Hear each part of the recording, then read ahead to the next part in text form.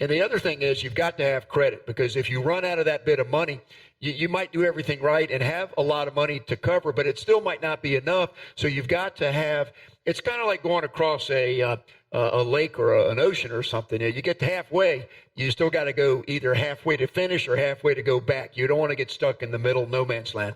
But you need to have working capital, and you need to have credit in case your working capital runs out.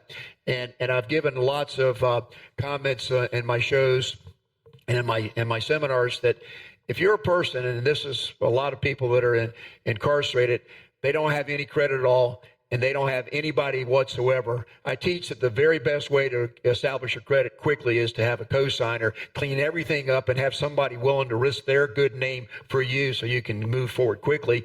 And most of them say, well, I don't got anybody out there that would cosign for me. And then that's when I just simply say, you know what, you need to look in the mirror, because if you're 25, 35, 45 years old and you're telling me there's not one person out there that is willing to take a risk on you because they know that you're a good enough person that's going to commit to making sure you pay back whatever those funds are, then you're not going to do very well until you change that. And so that comes back to the number one thing, and I can say this as firmly as you did, the number one thing that bankers are looking for is good character. And so we've talked a whole lot about that today as the number one thing. The 4 C's of banking, Don, was taught to me by Roy Phelps initially. He lent the company, Cruise International, that I was working for, that was in the harbor dinner boat business. We borrowed from him probably $35 or $40 million over a period of deals, and I was the main contact for the company working with the banker. And Roy taught me the 4 C's, and there's different versions of it, but see if I can remember it. Character is always number one, and capacity was one of those. Well, how much other stuff do you have out there that's going to divert your ability to pay back what we need to pay back for this loan? Collateral, you're going to have collateral in order, if something goes bad on the loan because of conditions that are out of your control or for any other reason, the bank wants its money back. They want something tangible that they can recoup their money because they don't want to have a loss. And so you've got character, capacity, collateral. Cash flow was part of that. That might be part of the capacity question. And what are conditions? Condition? Yeah, condition of whatever business you're in. What is the economic environment for that entity or that industry? And it varies, changes year to year. Say, particularly for startups, what is the condition of your particular business at that point in time, and what's it done in the past 1 or 2 or 3 years, and what's projected to occur in that industry in the future? The chambers of commerce or the small business development centers are everywhere, and they have computer software and counselors that can help you research the industry standards. They can go in and see what the standard percentage of a certain cost is in a certain geographical area. So seek some professional help, but if you don't have much funds, the small business development centers are always there in the larger cities in the country, and they will help you with your financial modeling, your business plan, and researching the statistics that you need to analyze your data. We had a client, you and I, and one of the questions that was asked me in the prison the other night was, well, if one bank turns you down, does that mean you're not going to be able to get a loan? And so all I can say is Wayne, and we won't talk about the name of the company or anything else, but I brought him to you, and I just want to give a quick background here. This was a government contractor, and he had these series of contracts to do maintenance work on ships. And he had this one contract that was going to be for like $500,000 upon completion. And for whatever reason, we actually had 3 contracts. Each was for about $500,000. But he needed to complete the first contract to keep money rolling through his company to do the second contract and so forth. And things got hard for him, and his bank cut off his line of credit. Now, a line of credit is a pre-approved credit that a bank will give in order to, if you're a well-established company, they have a certain amount of money that's approved because they will let you borrow this amount of money. Anyway, this person, the bank cut off his line because they had some really cold feet about what was happening in his industry and his particular business. And so I got called in as a small business development counselor, and I spent 3 weeks, night and day, worked till 3, 4 in the morning over and over. But I analyzed this company and I said, no, you are completely bankable. A bank ought to loan you this money. And so we first went back to his bank. They cut him off, and they were really stubborn, obstinate, cold with him. They just said no, they weren't. And so we kind of had our arguments about it. But then I said, let me introduce you to Don Price. And I took him to you. And I remember what happened there was we showed you what could happen if he had the money infused to be able to complete that first contract. And what you ended up doing was you liked the modeling that I did for him. And you said, I tell you what, we're not ready to jump in with a full relationship, but we will finance that one contract.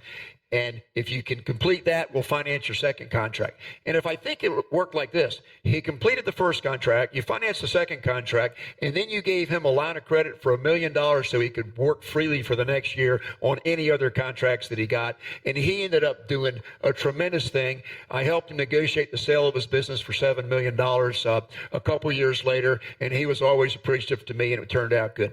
So that's the way it happened, wasn't it? Yeah, and that was in large part attributable to the numbers that you ran. And the difference there, too, was this gentleman, Wayne, had good character, had very strong character, and he was in an industry that actually was performing very well. He just was lacking a little bit of capital. And the bank that basically kicked him out was premature in what they did, and it was their loss. But banks are not always right, and there's certain times individuals don't like the business owner or the person they're dealing with, and it becomes a personal decision rather than a true business decision, unfortunately. So to Steve's point, there's a lot of ways to lend money, and certain banks view it different from the other banks, but in this case, it was primarily due to Steve's running the numbers and our knowledge and research into that industry to determine that we were comfortable with the deal, and started out small, and it ended up benefiting all parties. The bank made good money.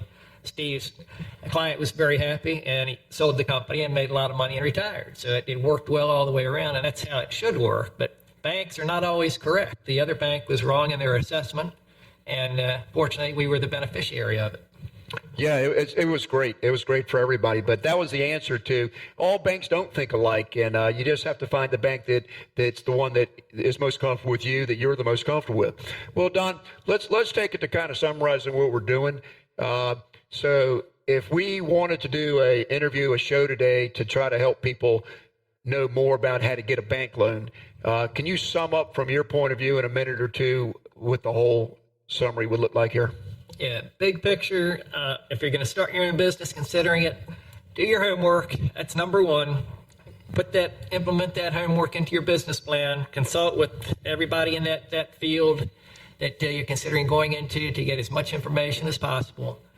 Have either some collateral or capital lined up through whatever means you can, family member, friend, community. There's a lot of ways of doing it, but don't go into the bank without having everything lined up where you are somewhat confident about your ability to be successful in that venture.